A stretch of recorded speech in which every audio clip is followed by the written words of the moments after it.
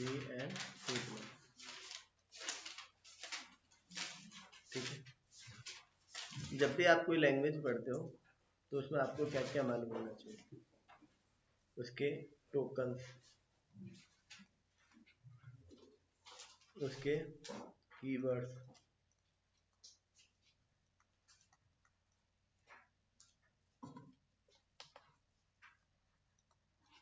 ठीक है, variable,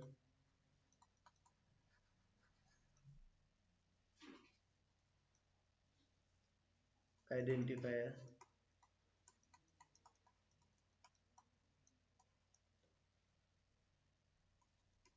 data type,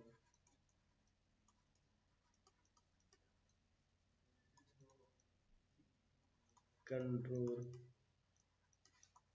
statement,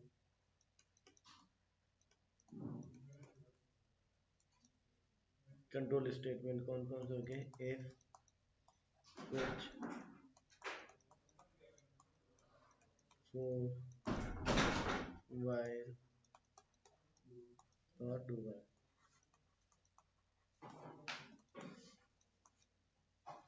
ठीक है, कंट्रोल स्टेटमेंट मालूम होने चाहिए, टोकन्स हो गए, कीवर्ड्स हो गए, वेरिएबल्स हो गए, आइडेंटिफायर हो गए। फिर हाँ, ऑपरेटर तो पहले बता देते हैं, ऑपरेटर पहले आ जाएगा, एरे एंड ऑब्जेक्ट्स। फिर आता है फंक्शंस, फिर आता है लूप, फंक्शन में इनबिल्ट हो रही है, हाँ लूप नहीं, क्या नाम है, oops। ठीक है, तो यदि ये सारे टॉपिक आपको सारी लैंग्वेजेज के पढ़ने पड़ेंगे कंप्यूटर अनुदेशक में, सब लैंग्वेजेज के, C, C plus plus, C plus plus का तो मेंशन है, oops आगे पूरी यूनिट है वापस जावा के साथ में। तो ये टॉपिक बड़ा है आपके सिलेबस के अंदर, और इसके क्वेश्चन भी खूब आते हैं, पिछली बार भी खूब आए थे। ठीक है, तो ये यहाँ पर हमारा सिस्टम है। ठीक है, तो मैं स्टार्ट कर रहा था सिंपल एक प्रोग्राम बनाने से, सी और सी प्लस प्लस का कैसे बनाते हैं। ठीक है, आपने कभी सी प्लस प्लस पढ़ा है, आता है थोड़ा बहुत? ठीक है, तो फिर कोई दिक्कत नहीं है।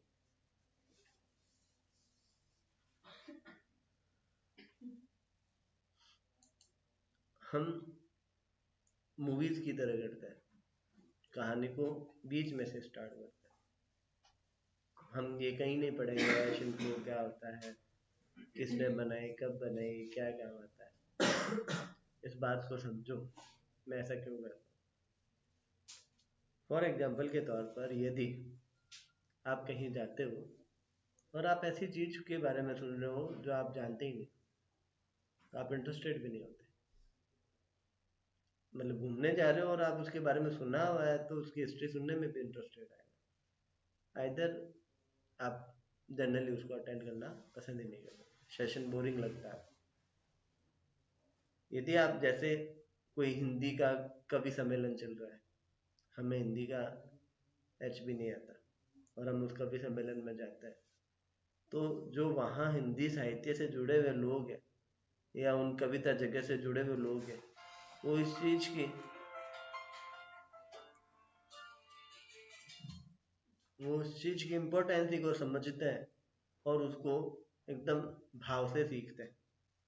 मैं भूल से चला गया था एक बार, मेरे लिए वो 2 घंटे निकालने ऐसे हो गया, सजा हो गया, मैं अभी तक सोचता हूँ तो मुझे डर सा लगता है, क्योंकि मैं वहाँ 2 घंटे तक क्या करता रहा मुझे समझ में नहीं आया। मोबाइल वो चलाने नहीं देते, कुछ ही नहीं करने दे रहे थे, और मेरे साथ में मेरी एक मैम चली थी, वो हिंदी की थी। उन्होंने बोला था, अरे आज मजा आ गया, दिन उग गया, मतलब दिन निकल गया, इतना बढ़िया सेशन है। इसी तरीके से यदि मैं आपको अभी किसी भी लैंग्वेजेज की हिस्ट्री और उसके बारे में समझाऊंगा तो वो बोरियत है, हम उसको यूज करना सीखते हैं, वो भी सीधे यूज करने ही सीखते हैं, कौन क्या है कैसे है उसको थोड़ा सा साइड में रखते हुए हम सीधे ही डेटा टाइप, वेरिएबल, ऑपरेटर यहाँ से कहानी चालू करते हैं। फिर हर एक चीज़ों की कहानियों को हम एक एक करके चैप्टर वाइज पढ़ेंगे। तो इन जनरल यहाँ पर जितने भी लोग बैठे हैं उनको वेरिएबल की डेफिनेशन मालूम है, आई थिंक मालूम है।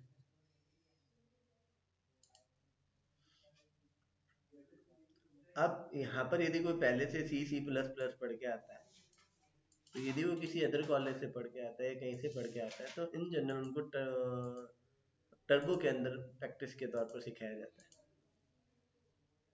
किसके तौर पर? टर्बो के तौर पर। तो हम टर्बो पर नहीं सीख कर नए वर्जन के साथ देखते हैं। मेरे C++ 11 इंस्टॉल है, तो मेरे नए फीचर्स के साथ में C++ है, इससे भी ज़्यादा नए फीचर्स अवेलेबल हो गए। C++ के बहुत सारे नए वर्जन आ गए। अब थोड़ा सा और समझते हैं C और C++ हमेशा साथ में क्यों लिखे जाते हैं। C++ का मतलब ही यही है कि C के अंदर ऊप्स नहीं थे, प्रोसीजर लैंग्वेज थी, उसके अंदर ऊप्स ऐड हो गए। तो इंक्रीमेंट ऑपरेटर C++, C का एक अपर वर्जन, एक अपर स्केल। हालांकि दोनों अलग अलग लैंग्वेजेज है, C अलग है, C++ अलग है, लेकिन C++ ने कम्प्लीटली कंटिन्यू कर दिया किसको? C को। तो यदि आपको C++ आ रहा है, इसका मतलब आपको C आ रहा है। तो C और C++ को इंडिविजुअली पढ़ने की जरूरत नहीं है। बात समझ में आ गई? Let's continue with a simple program of C and C++। मैं C++ का कोड लिख रहा हूँ।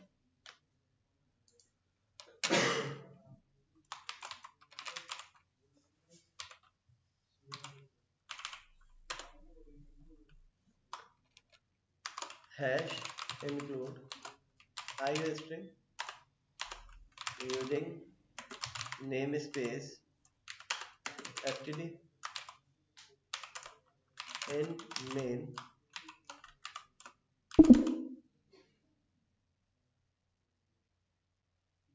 इसके अंदर हमेशा से बोलता है, पिछली बार शायद इसी में बोल रहा था ना।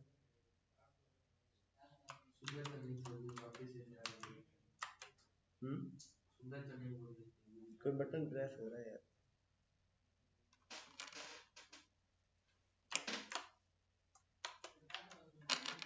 ठीक है, यहाँ तक प्रोग्राम आपके कॉमन स्ट्रक्चर में रहेगा। इसके आगे देखो, एग्जाम्पल के तौर पर मैंने लिखा int a, b, c। तो what the mean of int a, b, c? ठीक है, int मतलब क्या है, इसको क्या बोलते हैं? कमेंट। ये किसको नहीं मालूम? याद है क्या? नहीं याद है? कमेंट का मतलब क्या होता है? प्रोग्राम का वो हिस्सा जो कंपाइलर द्वारा रीड नहीं किया जाएगा। तो कमेंट कौन कौन से होते हैं? एक ये वाला भी होता है, लेकिन मैं सभी लैंग्वेजेस में कमेंट बता देता हूँ, आप सब लोगों को काम आएंगे।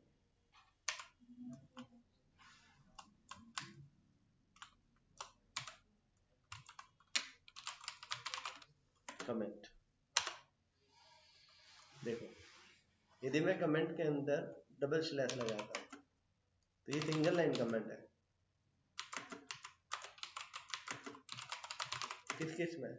सी में, C++ में, जावा में और JS में और PHP में और ये पाइथन में है। ये पाइथन में अच्छा लगता है, HTML में भी नहीं है। नहीं है क्या? ये नहीं है, दूसरा है। लारावेल PHP के फ्रेमवर्क है। और C# हो गया।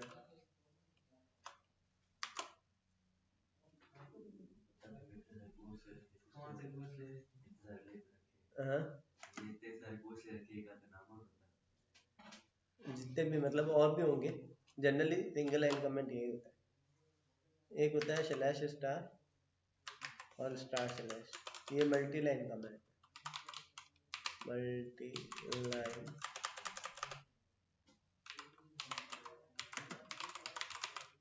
मल्टी लाइन कमेंट ये किस में? सी, PHP, C++, जावा, ये तो इन सब बताइए। मुझे एक और लैंग्वेज याद नहीं आ रही अभी। और किसमें है ये? CSS में भी है। ठीक है, CSS के अंदर भी ये कमेंट है। ठीक है, और उसके अलावा हैशटैग ये PHP में और पाइथन में।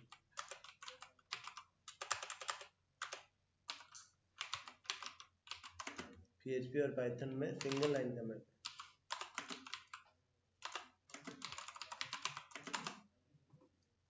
पाइथन के अंदर triple inverted comma, use like multi line comment.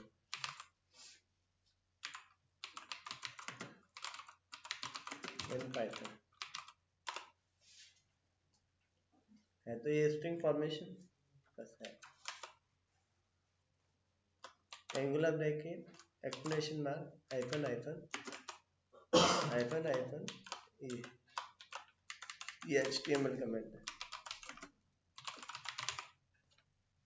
जितने भी कंप्यूटर अनुदेशक है उनके साथ में ये कॉमन टॉपिक है।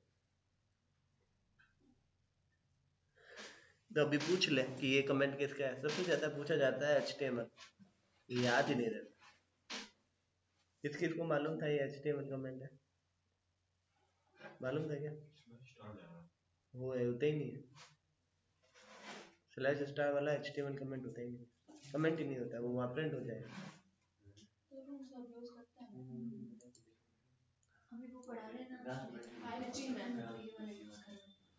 हाँ तो ये HTML कमेंट है। ये CSS का अलग है, HTML का अलग है, जावास्क्रिप्ट का अलग है, सबके अलग अलग है। लेकिन ये लगभग सभी लैंग्वेजेज, ऑलमोस्ट यही लैंग्वेजेज यूज आती है। हो गया, उतार लिया सबने?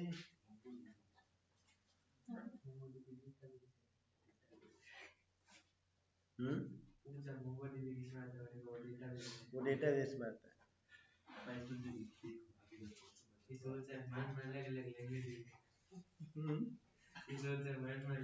मान एक पर ही चलती है वो जावास्क्रिप्ट। जैसे पाइथन में फ्लास्क होता है ना, वैसे मोंगोडीबी तो डेटाबेस हो गया, पर वो अलग ही जेसन बेस होता है। तो ऐसे सिस्टम है। क्या हुआ? क्या मोंगोडीबी क्या बोला? डेटाबेस है।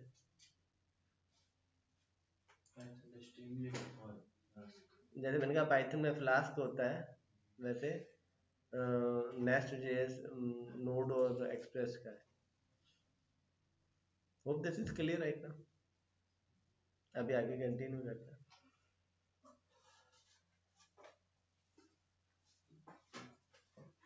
मेरी इच्छा है कि हम ये जो मैसेज का टाइम है वो 12 बजे का करें।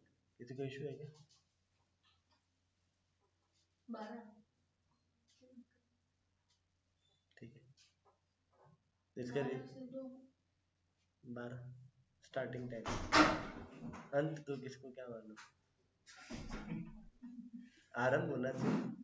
आप कमेंट को लेकर कोई इशू नहीं करना है। कंपाइलर द्वारा जिनको रीड नहीं किया जाएगा उनको कमेंट कहते हैं। एक प्रोग्राम के अंदर मुझे समझाना है कि ये कमेंट है, तो मुझे ये तरीके यूज करने पड़ेंगे।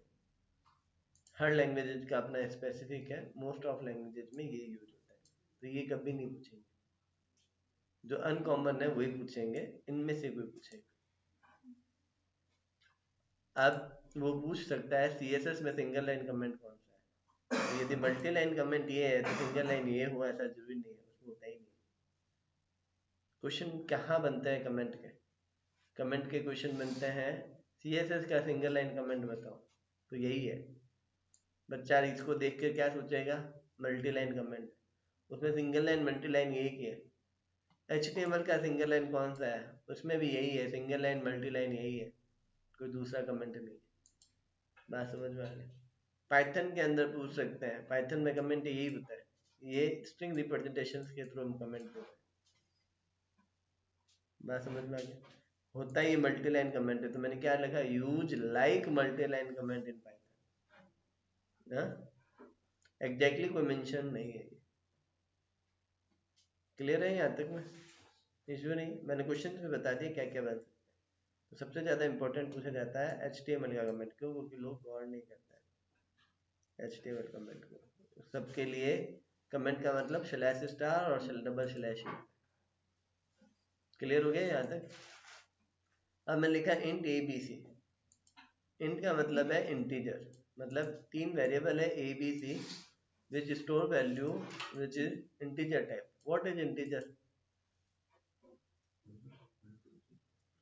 Integers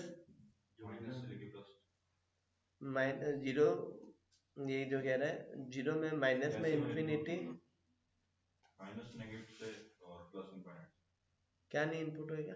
decimal values point. देखो डेसिमल किसे कहते हैं? जिसका बेस 10 हो।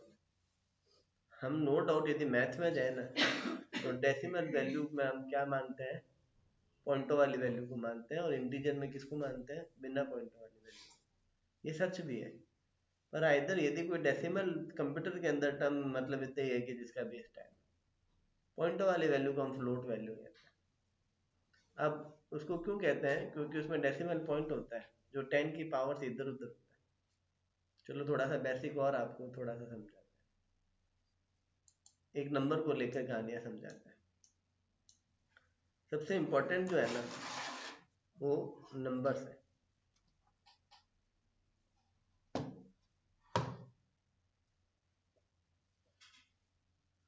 ठीक है, एग्जाम्पल के तौर पर मैंने लिखा 5 2 7 9। मैं चाहता हूँ कि ये वैल्यू 5279 की जगह 527 हो जाए। तो मैं क्या करूँ? इसको क्या करूँगा? डिवाइड कर दूंगा 10 से। 10 से डिवाइड कर दूंगा ना, तो डिवाइड करने पर क्या आएगा? 5279 ऐसे तो इसको हम बोलते हैं जो 10 से हैंडल हो रहा हो 10 की पावर से, तो इसको हम क्या बोलते हैं? Decimal point.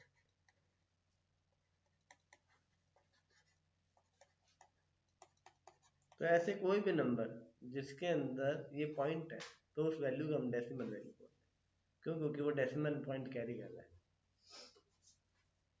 बात समझ में आ गई? तो अब ये पॉइंट इधर भी है तब भी वो डेसिमल पॉइंट है।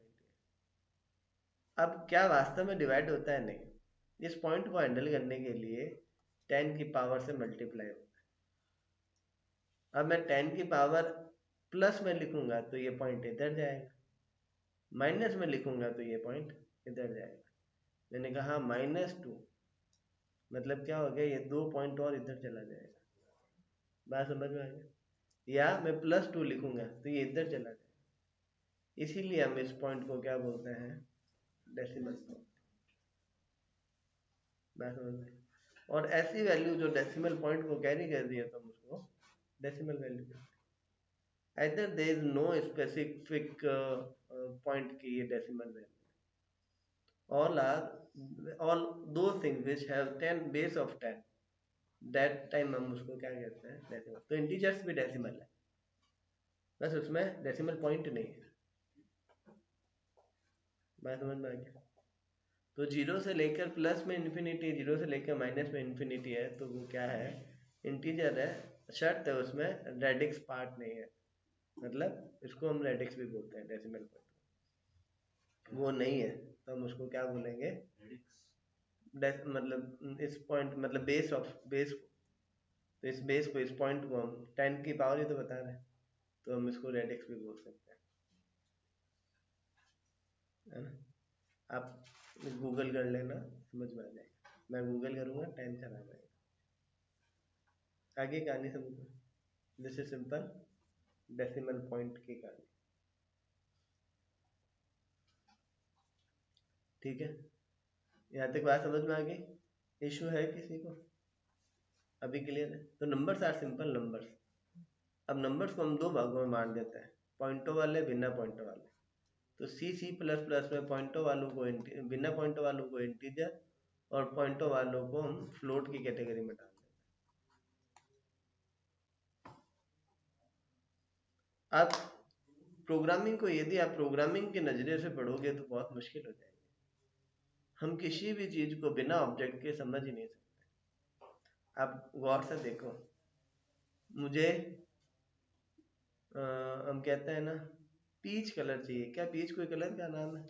नहीं। वो किसका नाम है? फ्रूट का। हमारे दिमाग में एक फ्रूट का ऑब्जेक्ट बना, उस ऑब्जेक्ट का जो कलर है उस कलर का हमें कपड़ा चाहिए। हम किसी भी चीज को बिना ऑब्जेक्ट से समझ ही नहीं सकते। बिना ऑब्जेक्ट मतलब आपके दिमाग में एक इमेज होनी चाहिए और उस इमेज को उस तथ्यों के साथ कनेक्ट करना है। विदाउट, हम हमेशा पढ़ते हैं इमेजिनेशन से, ही इमेजिनेशन और इमेज दोनों से पढ़ते हैं। बात समझ में आई? तो प्रॉब्लम क्या है, हम यदि प्रोग्रामिंग पढ़ेंगे तो हमारे पास उससे रिलेटेड इमेजिनेशन नहीं है, तो हम कभी भी प्रोग्रामिंग को फर्स्ट फेज पर समझ ही नहीं पाते। रीजन, क्योंकि फर्स्ट टाइम ऐसा कुछ है जो लाइफ में कभी नहीं पढ़ा, तो जो लाइफ में पढ़ा हुआ है उससे उसको कनेक्ट कर। जैसे जब भी मैं डेटा टाइप की बात करूं तो आपको घर के बर्तन जो है वो याद रखना है। मेरे घर में चीनी को रखने के लिए, केवल चीनी को रखने के लिए मम्मी जो है वो कोई 4-5 तरीके के बर्तन यूज करती है।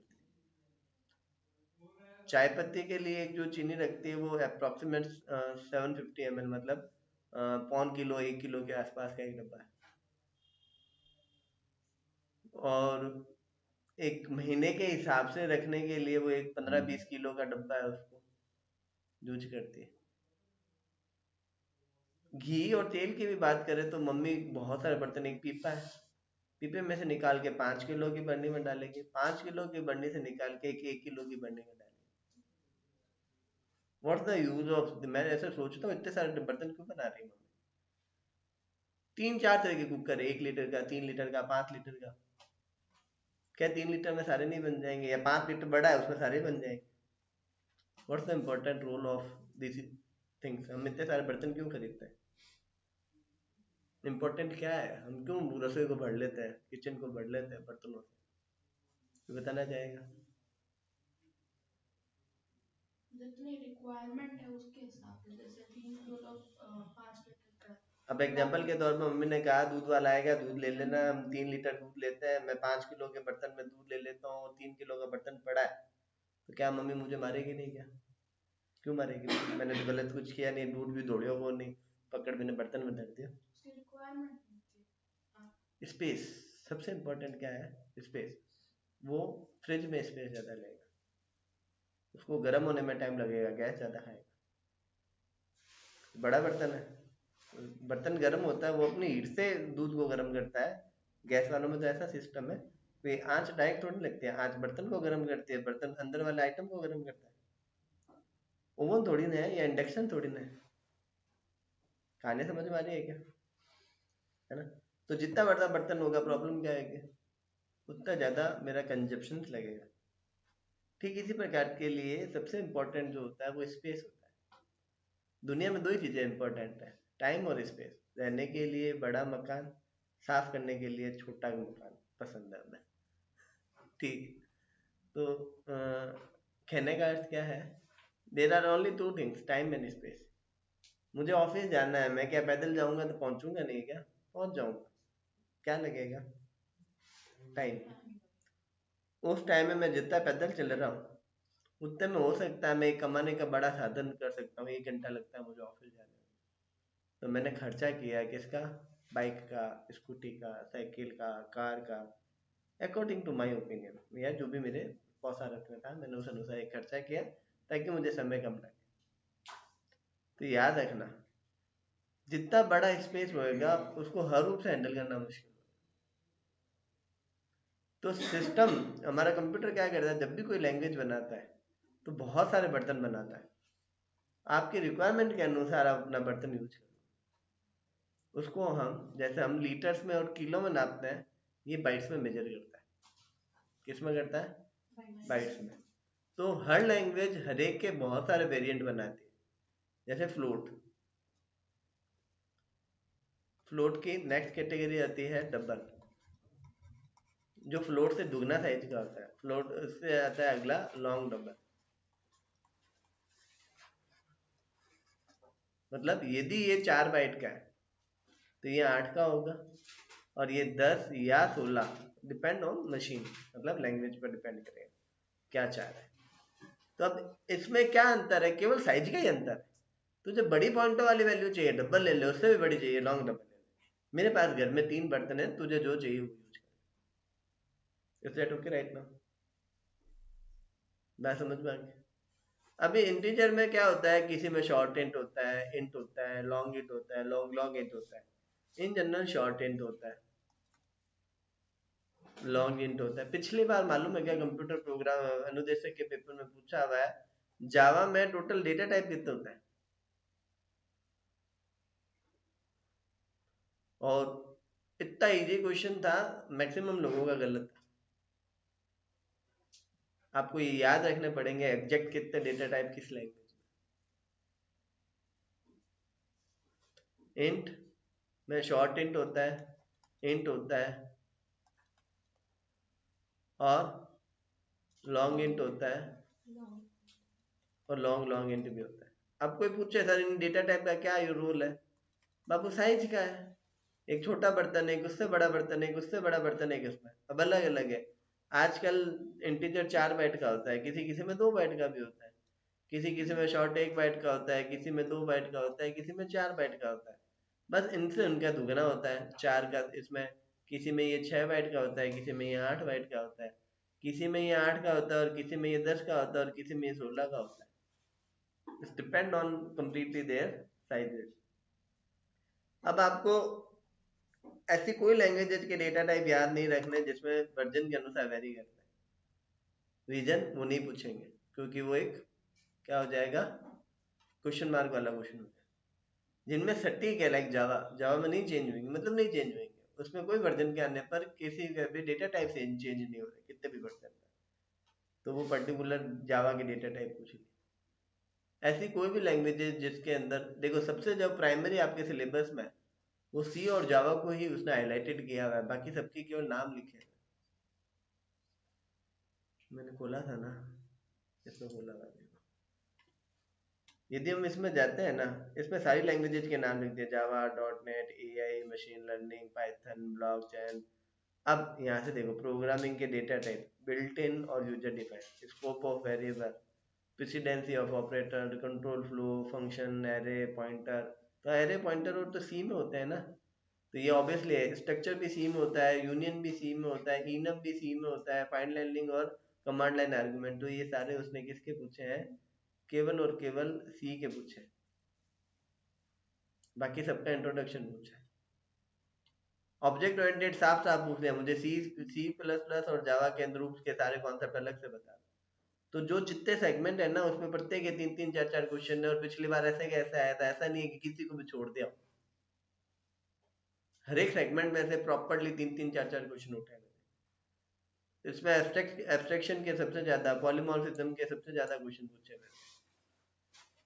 तो इन प्रत्येक पॉइंट को, जो यूनिट छोटी है उनको ज्यादा डिटेल में पढ़ लो, क्योंकि उसका क्वेश्चन कवर होने की जल्दी होता है। फिर आगे देखो, डीएसएम अलग से पूछ लिया, abstract data type, array, data structure, link list, array storage, जो मैं स्टोरेज का सिस्टम समझा रहा हूँ, stack, queue operation, binary tree, binary search tree, graph, और their representation, sorting, searching and symbolic tree, symbol tree. तो ये वाला हिस्सा सारा का सारा मैं तुम्हें बताने वाला हूँ, जिसमें मैंने नंबर सिस्टम से स्टार्ट किया है। ठीक है, इसका एक क्वेश्चन पक्का आता है हर बार, और मैंने यहाँ से स्टार्ट किया। अब अभी के लिए फिलहाल मेरा इतनी कहानी काफी है। ठीक है, अब कल से क्या होएगा थोड़ा सा पढ़ते हैं। ठीक है,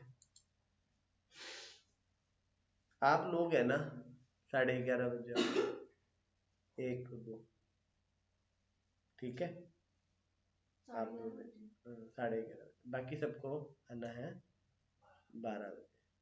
ठीक है, और आप 11:30 बजे से 12 बजे तक, 12:15 बजे तक, 12 बजे तक इनको अपना पढ़ा देना। फिर 12 बजे से यहाँ पर ये बैच स्टार्ट हो जाएगा। मैं यहाँ आपको 12 बजे से पढ़ाऊँ। ठीक है, 11:30 बजे तरुण से पढ़ेगा। आज तुम्हें तरुण से नहीं पढ़ा पाएंगे, ठीक है, तो मैं बाहर लेके बैठता हूँ।